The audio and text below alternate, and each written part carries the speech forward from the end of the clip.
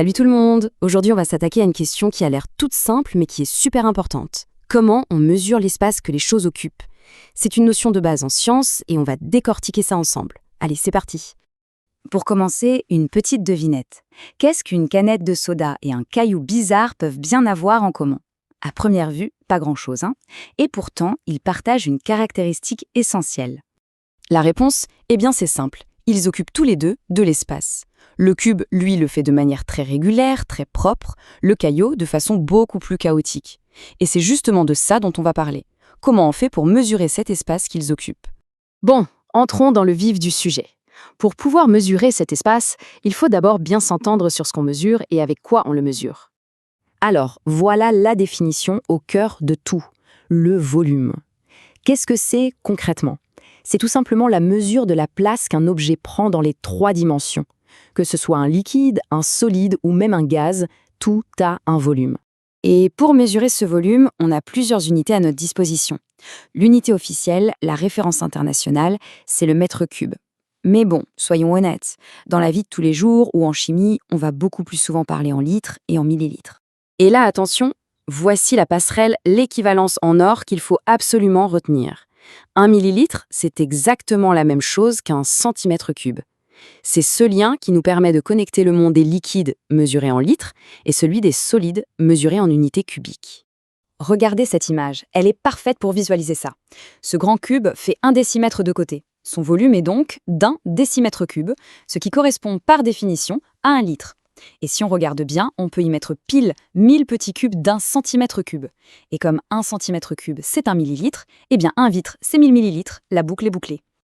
Ok, les unités, c'est bon. Maintenant, passons à la pratique. Comment on s'y prend concrètement pour mesurer le volume d'un liquide? Ça paraît facile, mais pour être précis, il y a une petite technique à connaître. Et pour ça, voici notre meilleur ami, l'outil star de la mesure de volume, l'éprouvette graduée. C'est vraiment l'instrument de choix pour avoir une mesure fiable. On pourrait se demander pourquoi s'embêter avec une éprouvette alors qu'un simple bécher a aussi des graduations? Eh bien, la différence est énorme. Le bécher, c'est pour avoir une idée, une estimation. L'éprouvette, avec sa forme haute et étroite et ses graduations bien plus fines, elle est faite pour la précision. D'accord, on a le bon outil, on verse le liquide dedans, et là on remarque un truc. La surface de l'eau n'est pas plate du tout, elle est courbée. Alors la question qui tue, on lit où? En haut de la courbe? En bas? Au milieu? Le secret, il est là, dans cette courbe qu'on appelle le ménisque. C'est dû au fait que l'eau s'accroche un peu sur les bords du verre. Et la règle d'or, c'est de toujours placer son œil bien en face du liquide et de lire la graduation qui correspond au point le plus bas de la courbe. C'est là et seulement là que se trouve la mesure correcte. Super, on sait mesurer un liquide avec précision. Maintenant, on corse un peu les choses. Comment on fait pour un objet solide? Là, il y a 2 grandes stratégies. Tout dépend de la forme de l'objet. Voilà les 2 chemins qui s'offrent à nous. Si notre objet a une belle forme géométrique, un cube, une sphère, on sort la règle et la calculatrice. C'est la méthode par le calcul.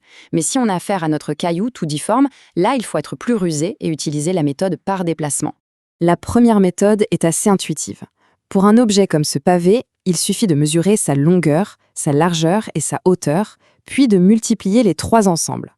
On applique la bonne vieille formule mathématique et le tour est joué. Simple et efficace. Mais revenons à notre caillou. Essayez donc de mesurer sa longueur ou sa largeur. C'est impossible, il n'y a pas de formule pour ça. La méthode du calcul est complètement hors jeu. Il nous faut donc une autre approche, bien plus astucieuse. Et la voici, cette technique géniale, la mesure par déplacement d'eau. C'est super simple. Étape 1, on met de l'eau dans l'éprouvette et on note le volume de départ.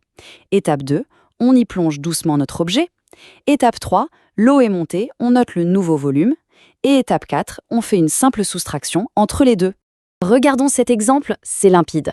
On part avec 30 ml d'eau, on immerge le solide, hop, le niveau grimpe jusqu'à 50 ml.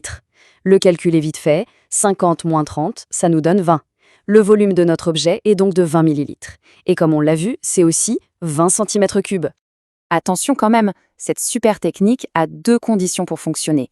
Premièrement, il faut que l'objet coule et soit complètement sous l'eau. On ne peut pas mesurer le volume d'un bouchon en liège comme ça. Et deuxièmement, il ne faut pas que l'objet se dissouve. Si on met un sucre dans l'eau, ça ne va pas le faire. C'est bon, on sait maintenant comment mesurer l'espace qu'un objet occupe, qu'il soit liquide ou solide, régulier ou non. Mais savoir ça, ce n'est en fait que la moitié du chemin. Parce qu'un objet n'est pas juste défini par le volume qu'il occupe, il est aussi défini par sa masse, c'est-à-dire la quantité de matière qu'il y a dedans. Et ça, c'est une toute autre mesure, tout aussi fondamentale. Pensez à l'image classique. 1 kg de plume et 1 kg de plomb. Ils ont exactement la même masse, 1 kg. Mais leur volume n'a absolument rien à voir. Les plumes prennent une place folle, le plomb presque rien. C'est en connaissant les deux, la masse et le volume, qu'on a une image complète de l'objet.